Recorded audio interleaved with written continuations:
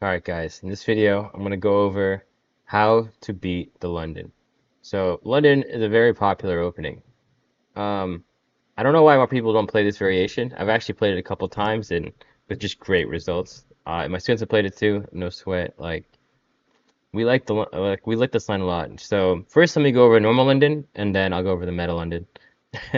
So bishop f4. So when they go bishop f4, you don't go e6. Here you're going to go d5, and I'll show you why. So let's just go over normal London first.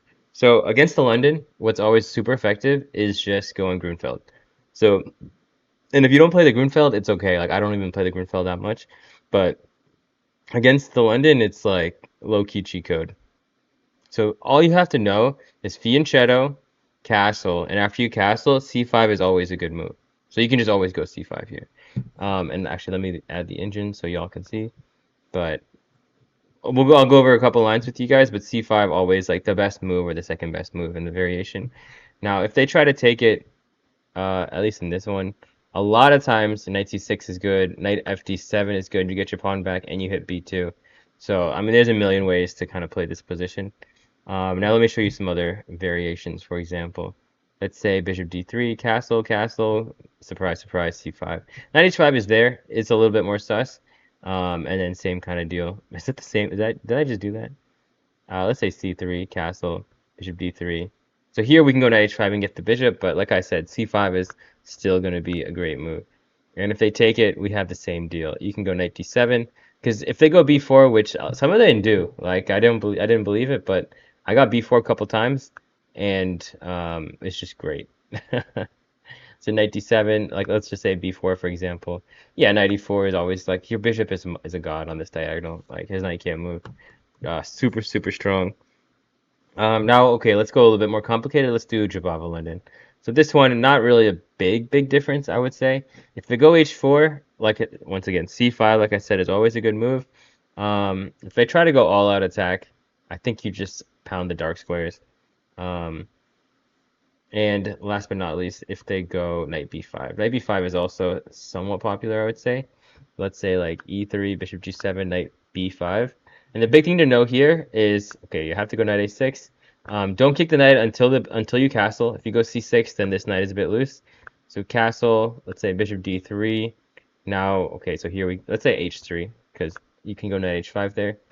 Um, and then c6, knight c3, and I think queen. You got a couple. I think knight c7 is the way. Queen b6 gets a little bit weird. We can just go knight c7, try to route this way. Try to, and this is already really good. Try to go for the e5 break. That's another big thing in these positions in the London. Go for the e5 break if they're kind of being lame. So actually, yeah, I'll go over that one because I think that one's actually pretty important. Not gonna lie. Um, let's say like e3, g6, knight f3. Yeah, so just normal moves. They go c3. Let's say you go knight c6. They go castle. So what do you do next here is always like a big question. And like I said, you want to go for the e5 break.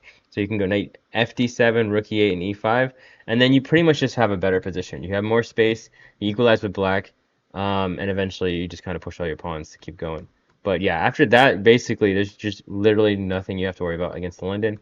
Now, the one thing that I want to go over that can be a bit sneaky is if they go knight f3, you don't actually know if they're going London or not because they haven't committed. So this is where I would go to d5. Because if you go e6 here, which we do in a lot of other QGDs, if they go bishop f4, boom, now you can't go London because or you can't go Grunfeld because g6. So here you have to go to d5, bishop f4, and then we're back in what we would know with g6. No sweat. So yeah, that's basically how you beat the London. It works. I've played it multiple times against strong players too. I mean, don't get me wrong, you're not going to win in 20 moves every game, but you're going to be better out of the opening. The plans are really simple, and like white has basically achieved nothing. Played a lot of equal lines against the London, but this one is like, I think I've actually won every game, if I'm being honest. I mean, it's only like 6 to 8 games, but I think I've won every game with the Grunfeld against the London. So 100% recommend. Really simple way to play, and hope you guys enjoyed this video. Make sure to check out my other videos on the QGD. And apart from that, I will see you guys later. Peace.